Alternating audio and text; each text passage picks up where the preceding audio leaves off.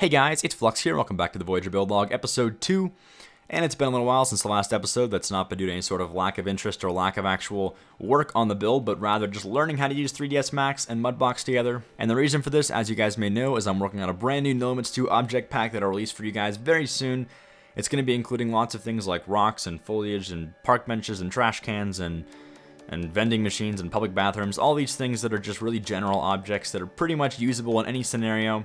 On top of that, I want to have lots of different versions of the objects, so different textures and different poly counts, so high poly and low poly for different scenarios. Maybe you have like a really high detailed park and you want to have some really high detailed models that also utilize LODs, so when you zoom out a little bit, it doesn't maintain that high poly model, but it scales down to a lower poly model to save some frame rate, things like that. I'm trying to make all these things implemented within this pack so you can just easily use whatever version of the model you want to use and it'll work well in your own scenario. And of course, everything here is saved as NoLimits 2 object files, not as .3ds files, so you don't have to deal with multiple file formats or textures or things like that you have to throw into the object after the fact. It's all saved as it is with the textures all finished, so you can go into the editor and change anything you want to with the textures or the object scaling, rotation, texture reflection amount, things like that.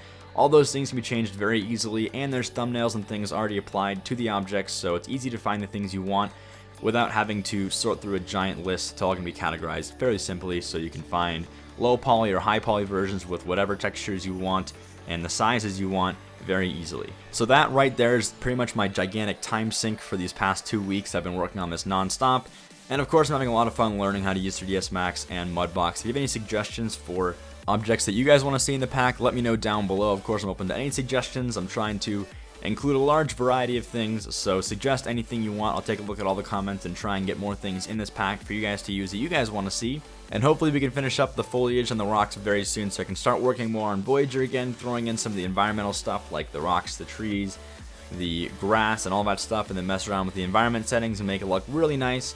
That's kind of the goal for the near future anyway, so hopefully more updates on Voyager coming very soon.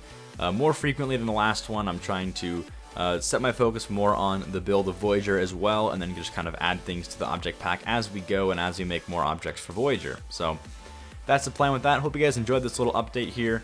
I'm going to run some more footage of me working on these rocks, just doing some 3ds Max modeling and some Mudbox modeling, as well as you may have already seen the slight little bit of terrain manipulation within Voyager to see how we can do with that and get a base layout for the environment later on. So at the very end of the video, I'll have some pictures of some of the models I've finished so far.